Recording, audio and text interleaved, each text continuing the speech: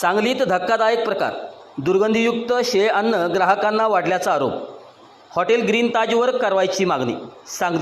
सांगली शहरातील 100 फुटी रोड परिसरातील हॉटेल ग्रीन ताज येथे ग्राहकाच्या जीवाशी खेळणारा गंभीर प्रकार समोर आल्याचा आरोप करण्यात आला आहे. जयसिंगपूर येथील जुबेर शेख हे आपल्या कुटुंबासह सदर हॉटेलमध्ये जेवणासाठी गेले असता त्यांना अतिशय दुर्गंधीयुक्त आंबले व विटलेले अन्न वाढण्यात आल्याचा आरोप त्यांनी केला आहे.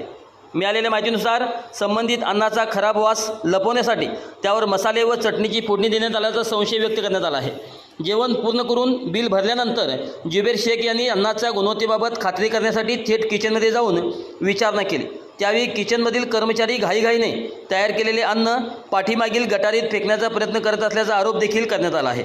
याच दरम्यान जुबेर शेख यांनी एक भांडे ताब्यात घेऊन त्यातील अन्नाची पाहणी केली असता त्यातून तीव्र दुर्गंधी येत असल्याचे त्यांनी सांगितले.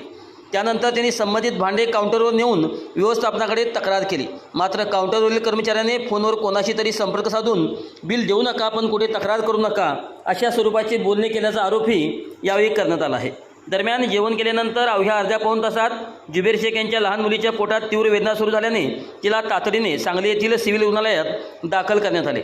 त्यानंतर पुढील उपचारासाठी तिला जयसिंगपूर येथील खाजगी रुग्णालयात हलवण्यात आले अशी माहिती समोर आली आहे.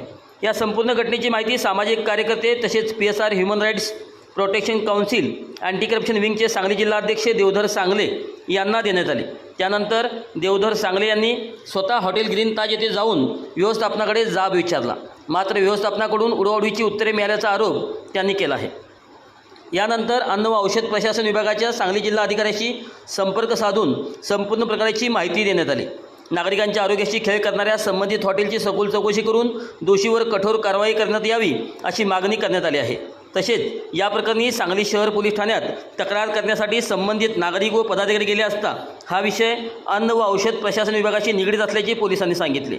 संबंधित विभागाकडून घटनेची शहानिशा व तपास पूर्ण झाल्यानंतर आवश्यक त्या कायदेशीर तरतुदीनुसार गुन्हा दाखल करून घेण्यात येईल अशी ग्वाही पोलीस प्रशासनाकडून देण्यात आल्याची माहिती समोर आली आहे. PSR human rights protection council anti corruption विंगच्या माध्यमातून संबंधित हॉटेल व्यवस्थापनावर फौजदारी गुन्हा दाखल करून हॉटेल सील करण्याबाबत वरिष्ठ अधिकाऱ्यांना निवेदन देण्यात येणार असल्याचे देवधर सांगले यांनी स्पष्ट केले आहे. या घटनेमुळे सांगली शहरातील हॉटेल व्यवसायातील अन्न सुरक्षेचा प्रश्न पुन्हा एकदा ऐरणीवर आला असून नागरिकांच्या आरोग्याशी खेळ करणाऱ्यावर प्रशासनाने कठोर कारवाई करावी अशी संतप्त प्रतिक्रिया नागरिकातून व्यक्त होत आहे. आज फॅमिलीसोबत सध्या इथे ग्रीन ताजला आम्ही जेवायला आलो आहे. मी, माझी मुलगी आणि माझी मिसेस. तो सगळं सडलेलं त्यांनी आम्हाला फूड दिलेलं आहे. आता फूड आहे की असं कंडिशन आहे की आम्ही लांबनं पण याचा वास घेऊ शकत नाही. आता मुलीनं भूक लागलेली त्या नादात ते सगळं खाल्लं आहे. त्या मुलीच्या पोटात आता लई दुखा लागलं आहे आणि ते येऊन यांना सांगितल्यावर सगळी उडवाउडवीची आणि अरेरावीची भाषा करायला लागल्या. ते काय असेल ते आता बघूया आम्ही आमच्या संघटनेतर्फे बघू.